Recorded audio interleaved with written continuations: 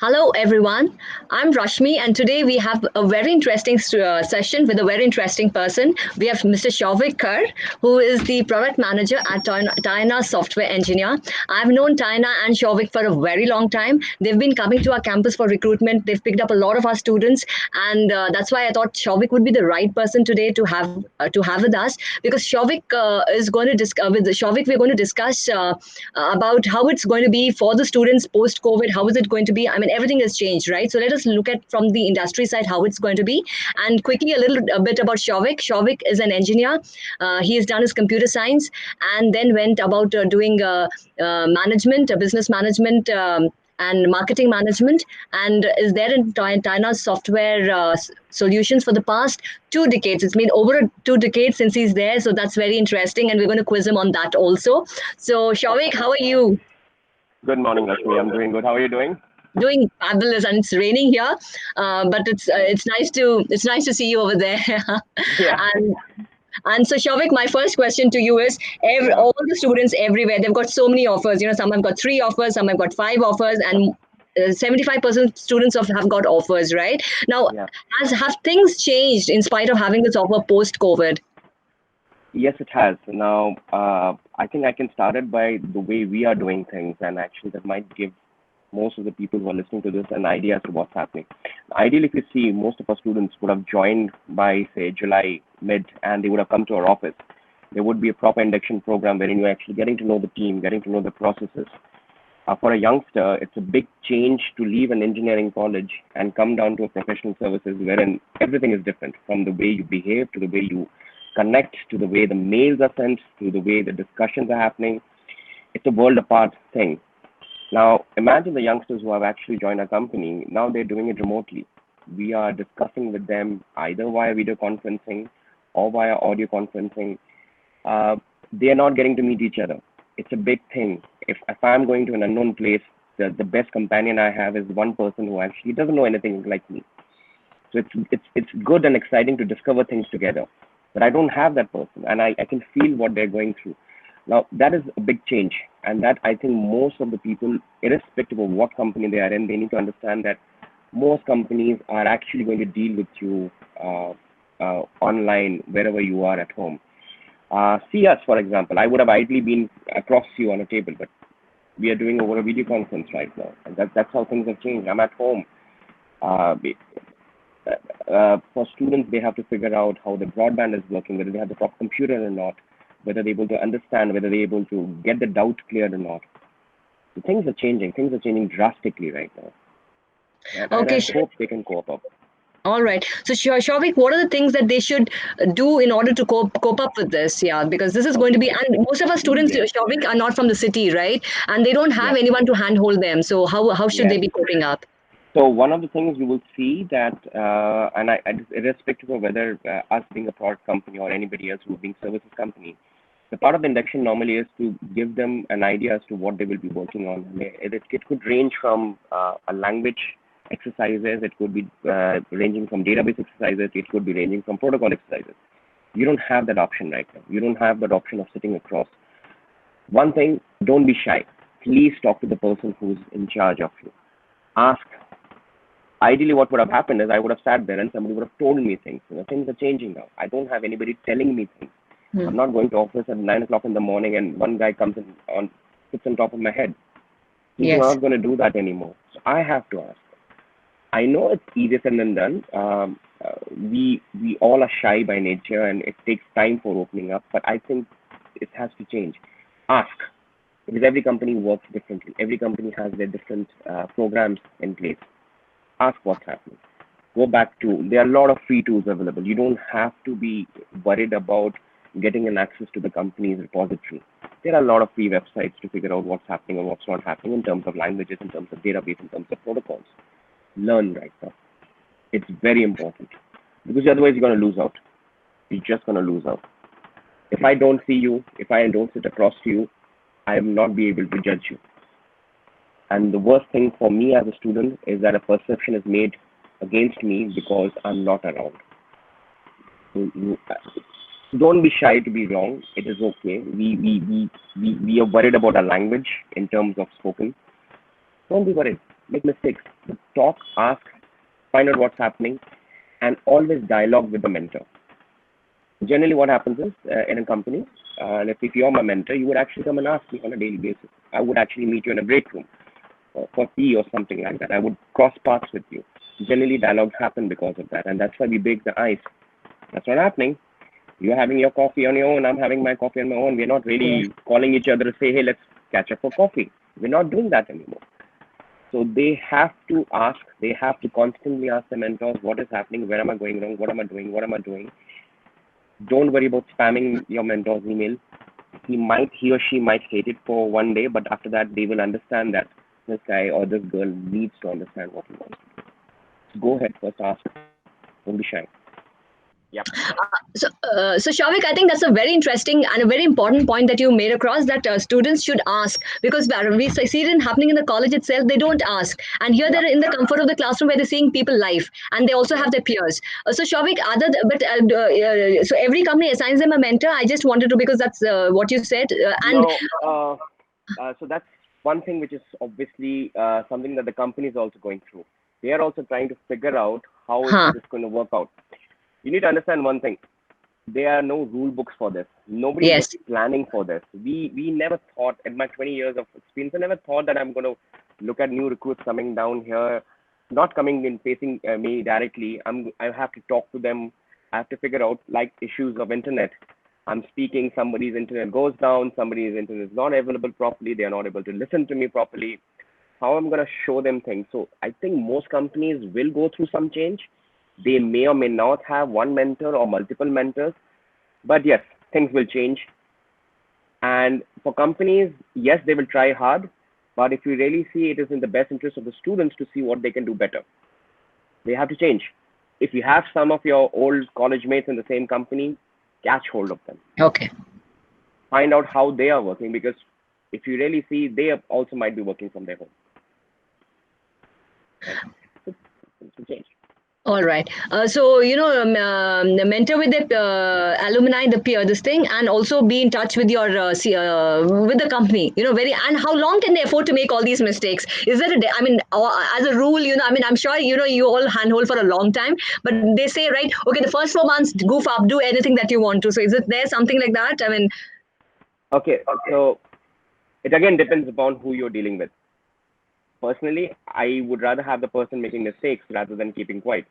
But then again, somebody else might not like it. But the simple rule that I will follow is that if you're not good within your 2 months or 3 months time, they will have doubts about you. All right. All of them need to understand one thing: they have gone through a looking glass. They have fared well during that interview process as compared to the other person. It doesn't mean that the other person cannot buck it up. You might be good at your studies in college. In the company, you need to be a little street smart. Yeah. Somebody who has scored lesser suddenly might overtake you. And those are the things that matter. 3 months is ideally what I give everybody. But at 3 months, you need to figure out, when I say you as a student need to figure out, is my computer good enough? Can I load the software in it already? Now, a lot of people have complaints that I don't know Java. I'm just giving an example here. One of the students can come up and say that I don't know Java, but the company. Yeah. How do I handle that? Simplest thing, you would have done some coding. Try to replicate that in Java. See if that works. If you've done in C, replicate that in Java. If you've done Java, replicate that in .NET. Download. It's freely available today. Everything is freely available today. Most of the companies, including Microsoft and Oracle, are giving this out to free because they also understand it. Do your projects. Continue to do your projects. It matters. Experience matters. Okay. And I think also to be in touch with your friends who are there, join other companies also, because that way they can actually help each other. Yes. So if you see, okay, so this is going to be one of the things that's going to happen. Some companies will immediately ask you to join by July or August. Some people will wait for you to finish your college exams because there's uncertainty about when the exam is going to be held. Some companies are also going through their own issues of cost, so they may or may not defer it longer. Most students would want to wait for the dream company, as I've heard in campus recruitment. To be very frank, and during my time, I've never heard of a word called dream company. But yeah, so they're going to wait for the dream company because they've gotten through it, but they have not heard about it. I think all of them need to understand one thing: take what you have right now, All right. move in, start working, get an experience. Jobs are going to get tougher right now. We all have been going through what's happening around the country, why around the world. Just to give you another example, today Trump said that all the H-1Bs are going to be cancelled off till the year end. Can you imagine? Trump is saying already today that the H-1Bs are over. Most people want to go to the US. H-1Bs are going to be cancelled till the year end. Can you imagine? 20% of the engineers in this entire workforce will not be able to go abroad. So they are here. So as a company, I don't have much space now. How do I deal with you? When I say space, workspace in terms of coding. So the students have to start looking at, understand what's happening in current affairs. Don't be waiting for your dream company to come with a plate and come and welcome you inside the company. It's not going to happen right now. I don't want to scare them off, but I think it's required for people to understand what's happening around, learn, ask questions, figure out where the tide is going within your company. If you haven't heard from the HR of the company, find out whether there are openings in other places, join, get that experience. You have time to wake it up to your dream company later on. All right. And Shouvik, another thing is, people join the organizations and most of them would be in the same level. But we see after a point, that, some do very well and some do not. So what are the things that a student should keep in mind? How should they plan their career? How should they be going about? How should they get noticed? Things like that, which you would like to share. Okay, so let me give you a simple example. I and another friend of mine are maybe dealing with you. Both have the same competency coding wise, both have the same competency in terms of understanding and learning. But how do you differentiate between both of us? Simple thing is, maybe I'm forthcoming. I go one step up. You have asked me to say, let you know after 3 days what's going to happen to my coding. I might let you know every day. I Yeah. might want to make a timesheet of what I've done and what I've not done and subtly tell it out to you. If there are processes to be followed, I follow them to the T. There are working hours, I understand, but we all understand you have to go a little extra when it comes to getting the work out. Now, one of the things that I've realized that works out is how do I let you know that what I'm doing is by simply sending a mail, or could be a document, or could be an Excel sheet. Most engineers fail to understand this, that mailing or documentation is the key to be going ahead. They forget that, they always assume that it's good that I'm coding and you like it. But no, you as a person have a lot of your other work to do. So how do you keep notice of it? Because I'm letting you know.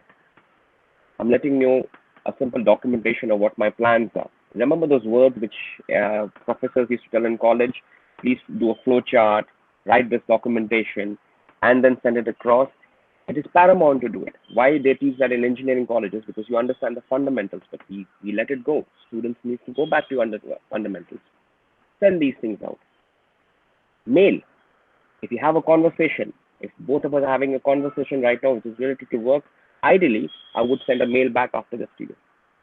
It is not to show off. It is not to do things around, but it is to let you know as a person that I am actually aware of what is happening. And tomorrow, if something goes wrong, or do we have to ever come back to it, I will use as a reference point. For you, I'm being a professional. I'm not being this kid out of college who's just sitting around and waiting to be told what to do.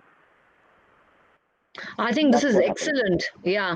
And I think this is where a lot of people do not, they don't do it because they think it's okay because I'm doing this and you understand that. I don't understand. I'm your boss and I don't understand what's there. What are you doing? Keep them in the loop, right? Let them know what you're doing. I think that's such a valid point. I think if people can just take this one bit, I think it's going to help everyone. Shouvik, what I've seen that another thing that I want to check with you is, you've been an excellent communicator. I've seen you do these wonderful presentations when you come. The presentation. I think a Thank lot you. of students want to join the organization just because you've done the fabulous presentation. So how does an engineer actually hone their communication skills? And another thing, right now because of COVID, which may happen, people are going to be working remotely and all that stuff. Communication could oral communication could take. I don't know. Maybe they would even though you have this video stuff and all that stuff, virtual thing. something, I don't know. So how should they hone their communication skills? And many times they feel it's not important. So how important it is my coding good Oh, enough, or it is very important. Simple word. Okay, so maybe I'll just tell it from my perspective because I know my thing. So I think that's easier for me to tell. I don't know how others have changed or how it has worked for them. Uh, One of the reasons why it helped me is because I used to not just work, I used to do other things. And that is where I see most of my colleagues fail to understand. And then they have changed because the easiest thing is for me to actually show it by example. Go outside and do something. Now, I understand going outside per se right now is not really impossible. It's not possible. But you can actually start doing things. You can start maybe attending things wherein you can be a talker. There are a lot of virtual talks that are happening right now wherein you bring about the stage fright of you and throw it away. Talk in front of two people. You want to talk that in front of your friends? Go ahead. Have a video conferencing talk done. Talk. It's the easiest way to find out what's happening. Number two, you're going to be wrong. You're going to make mistakes. None of us have been born with skills. We all make mistakes. It's okay to make mistakes. It's fine. If people are laughing at you about the language, it's okay. You're improving. Go ahead with that. Number three, which I think works out, is whenever there's a conversation happening, try to participate rather than being the stupid listener. Talk. Doesn't matter how foolish you sound, right? Now, people say that, I'm trying to infringe with my bosses. It's okay. Be polite enough to say, I have a point. Talk it out. Most most seniors love the juniors who talk and give okay. out ideas. Most of them. I think that's the fear that you have. A lot of students have that the seniors will get upset that I made it said something wrong. You need to understand the senior has seen that you are at least not scared to come up with an idea. And once you tell it, next time you will see after three, four times, the senior is going to ask you directly by the name. What do you think? Because he or she understands that you have a point, how Yeah. much ever wrong it is. So make that, go ahead and talk. Go ahead and make some video conferencing done with your friends. There are so many apps right now. Talk to your professors over the video conference if you can. I mean, Yeah. that's the easiest thing to do. I was thrown into a conference day one. My boss came and told me, go give a presentation. So that's the way I actually broke it up. I was lucky enough to have a boss like that, but people have their own journey. Yeah. So that's good. That's an interesting thing. And Shauvik, you know what? When I spoke to you, and when I see that you worked over 20 years, so in the same organization. Now, most of the students who join, there this thing is, oh my, there's a bond of 1 year, there's a bond of 2 years. It's like as if they want to just break free and get out of this. So tell me, what are the pros and cons, of working in an organization for a long time, and what would you say to a fresher who has joined an organization? How many years minimum should they be putting in? Okay, first of all, one of the things you need to understand, obviously you are also from the same background. Our parents have been in an institution for a long time. Yeah. They didn't have an option of leaving that institution and go to another institution. The difference being difference is the one institution. Yeah. So maybe I think our mindset has changed because we've seen our parents to do that. Number two for me is there are three things that anybody looks to grow in industry, any industry. One, obviously, I'll go over the base one because that's how we all work is money. Two, whether you're learning something new or not, whether you're constantly learning your skills are getting honed or not. Number three, are you able to throw that skills out by actually growing and spreading it around? Any fresher who joins in doesn't have these three things. He gets a salary because of the negotiations or whatever, but that's for it. You have not chosen the salary; it is given, and you decided, yeah, that's good enough for me. The other two, you're still novice. You have to start working on that part. So what I would suggest is 3 years. Look at it. If you're not able to sustain a one single product life cycle, if you have not seen issues of the product life cycle after it's gone through, then I don't think so you have really learned anything. Give 3 years, at least. Understand what's happening. Because to be very frank, if you come to my company after working in some other company, I'm going to ask you what you did there. Not about what your project skills. I'm not going to ask you a question in Java. I'm assuming you have survived there for 2 years. You must be knowing something.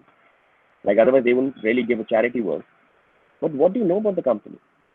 Do you know what they did? Do you know how the projects went off? Okay, I was allowed to only code. Fair enough. Do you know what happens, how the project conceived, that idea conceived? Because if you don't know that, then you're not really spent enough time. See, I'm going by my experience. For 2 years, nobody knew me. My family didn't know me. My friends didn't know me. I used to work maybe around 14 hours. Mm-hmm. So, yeah. So Yes. if you see from those aspects, yeah, 3 years, I would say, because you might be 3 years experience in your company, but as far as I'm concerned, when you come to my company, this is a general statement I'm making. If you come to my company, I would see only 1 year of experience, because Mm-hmm. I'll have to see relevant experience to what I'm doing and what you have done. So All right. that's the thumb rule. Thumb rule is 3:1. Okay. Okay. And finally, Shauvik, I want to ask you, see, this is always there in the minds of the students, what happens in the HR interview? What happens in the technical interview? So everyone is so scared. So I just want to tell you, generally, you've been interviewing so many candidates. So what do you actually look at in the technical interview from a candidate? Because everyone talks this big stuff. So please, can you simplify it for us? Every engineer comes to in front of us with a piece of paper. There are a lot of words to that paper, but generally it's called a resume. They've Mhm. written something there. I see that and I ask questions from that, because there are no standard questions. If I have to meet 20 people in one day, I'm exhausted with my questions. So by the time the fifth guy comes in, he knows what the questions are. So he can basically ace it. So there's no point doing that. Now, for me, if I write something, I need to know what I'm writing. And I need to understand that. So what are the basic things? Your fundamentals. What do you do in basic coding? When I say coding, do you know the fundamentals of that? I'm not going to ask you to write Fibonacci series. It doesn't make sense. It, Chances are that you mugged it up, because I did in my college. So we've all gone through the phase wherein we mugged up codes and gone there. But when you're mugging it up, do you understand the fundamentals of it? Two, the project work.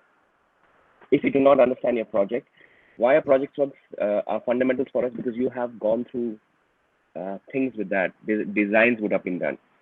If you think you can crack these two, it's pretty easy to impress the person in front of you. As far as HRs are concerned, it's a vast thing, unfortunately. But again, it goes back to how well you are able to articulate yourself, how well you are able to make them understand what you really want from this entire process. And that's what they're looking at. I know it's unfortunate to say that if a person doesn't know English properly, he or she may get rejected. It's not really like that. I think HRs are not given the due credit. They are not bad people. They just want to understand from you. They want to understand what is there in your mind, what have you gone through, what are the things. Because HRs have also gone through the process that you have gone through. They have also honed their skills after a period of time. Nobody's born with communication skills, like I said. So please be open about it. I've had a candidate, I'm giving a personal experience. I've had a candidate when I had gone to Chandigarh, and he was speaking to me. And after that, he just said, "If you don't mind, sir, can I speak in Hindi?" I said, "Yeah, why? What happened?"